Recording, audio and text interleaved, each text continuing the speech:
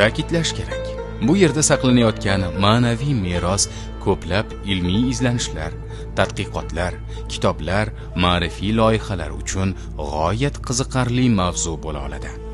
Bu boradagi tadqiqotlarni dengiz tubidan dur terish, igna bilan quduq qazish kabi ulkan mashaqqatlarga qiyoslash mumkin. Astoydil o'rganilsa bir insonning umri ham yetmaydigan bu qo'lyozma va manbalar endilikda butun bashariyatning bebaho mulkiga aylanishi shubhasiz.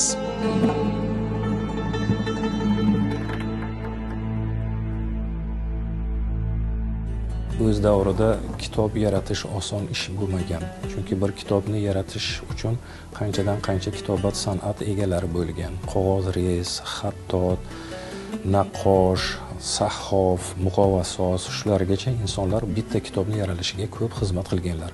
Hozirgi paytda kitob masalan nashr etish muammo bo'lmasdan qoldi.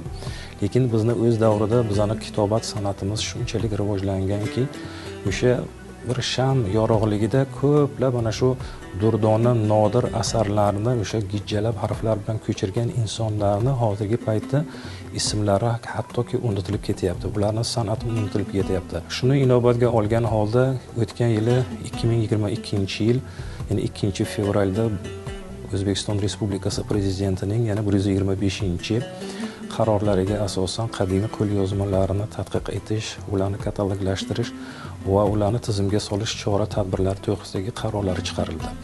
Shunga asosan hozirgi kecha kunduzda bu qo'lyozmalar, tosh bosma asarlarni hammalarini albatta ularni kataloglashtirish, ularni o'sha ta'mir talablarini ta'mirlashtirish, konservatsiya qilish, hozirgi paytda ularni o'sha umri boqiyligini davom ettirish uchun ko'p o'sha qo'lyozma, nodir qo'lyozmalar saqlanadigan fondlarda, bularda O'zbekiston Respublikasi Fanlar akademiyasi, yana Qoshidagi Abu Rayhon Beruniy nomidagi sharqshunoslik institutini olasizmi? Buxoro davlat qo'riqxonasining fors va arab yozuvidagi qo'riqxonasini olasizmi?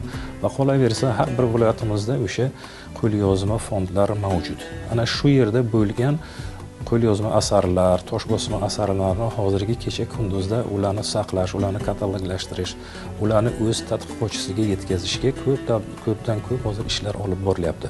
Bundan tashqari hozirgi o'sha qarorni bir bandida mahalliy xalqni qo'lida bo'lgan qo'lyozma asarlar bo'lsa, qo'lyozma tosh bosmalar bo'lsa, bularni ham olib, agarda o'sha xalqni agar iloji bo'lsa yo shunday hadya yo'inki pulga bo'lsa hamki shuni sotib olib o'zimizni fondimizni ko'paytirish, ta'mir talablarini ta'mirlash hozirgi paytda bizlarda dolzarb muammo bo'lib turibdi.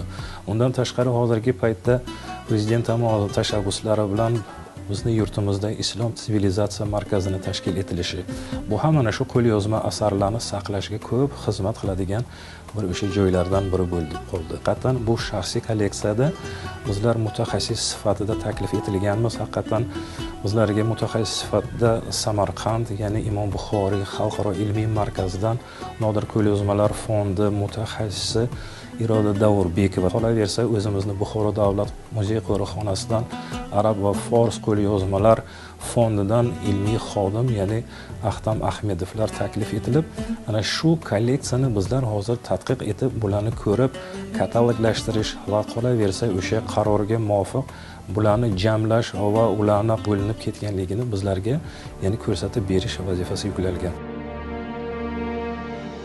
Mutaxassislarning fikrlariga qaraganda, agar bu qo'lyozmalarni yaxshilab tahlil qilib ko'riladigan bo'lsa, ularning ko'pi ilmiy asoslarga tayangan, ya'ni fundamental ilmlar, ya'ni chizmalar, riyoziyot mashqlari, hayvonot olami, anatomiyaga doir ekaniga guvoh bo'lishimiz mumkin. Kolleksiyadan o'rin olgan qo'lyozmalar asosan Nastaliq xatida fors, arab va turk tillarida bayon